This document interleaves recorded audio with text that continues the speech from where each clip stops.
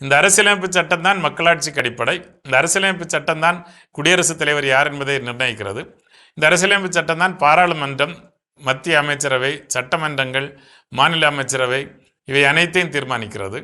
மூன்றாவது ஆட்சி பணியை ஏற்றுக்கொண்டிருக்கிற பஞ்சாயத்துக்களை பற்றி பேசுகிறது, நீதிமன்றங்களை பற்றி பேசுகிறது, நிர்வாகத்துறையை பற்றி பேசுகிறது என்று எல்லாவற்றுக்கும் அதிகாரத்தை வழங்குகிற இடத்தில் இருப்பது தான் இந்த அரசியலமைப்பு சட்டம். எனவே இந்தியாவில் உச்சபட்ச அதிகாரம் யாரிடம் எதனிடம் இருக்கிறது என்று கேட்டால் அது இந்திய அரசியலமைப்பு சட்டத்திடம்தான் என்பதை நாம் ஒருபொழுதும் மறந்துவிடக்கூடாது. வேற யாரையும் சொல்லக்கூடாது. நீங்கள் யார் மிக அதிகாரம் படைத்தவர், யார் பிரைம் மினிஸ்டரா, பிரசிடெண்டா, அதெல்லாம் கிடையாது.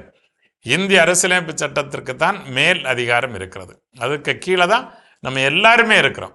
இந்த நாட்டில் உள்ள எவ்வளவு பெரிய அதிகாரம் படைத்தனவராக இருந்தாலும் சரிதான், உச்ச நீதிமன்ற நீதிபதியாக இருந்தாலும் சரிதான், குடியரசுத் தலைவராக இருந்தாலும் சரிதான், நம்முடைய பிரதமராக இருந்தாலும் சரிதான், எல்லோருமே அரசியல் அமைப்பு சட்டத்திற்கு கட்டுப்பட்டவர்கள் என்பதை ஒருபொழுது நாம் மறந்துவிடக்கூடாது. ஏனென்றால் இவர்களுடைய அதிகாரம் அதனிடமிருந்தே வருகிறது. எனவே இந்த நாட்டில் மேலதிகாரம் படைத்த ஒரு அமைப்பு இருக்கிறது என்றால் அது அரசியல் அமைப்பு சட்டம்தான் என்பதை நாம் ஒருபொழுது மறந்துவிடக்கூடாது. எனவே அரசியலமைப்பு சட்டத்தை தாண்டி வேறு ஏதாவது புத்தகங்களோ, வேறு ஏதாவது கொள்கைகளோ, வேறு ஏதாவது சமய நூல்களோ, வேறு ஏதாவது புதிதான நிறுவனங்களோ எதுவும் அரசியலமைப்பு சட்டத்தை ஒருபொழுதும் மாற்றியமைக்க முடியாது.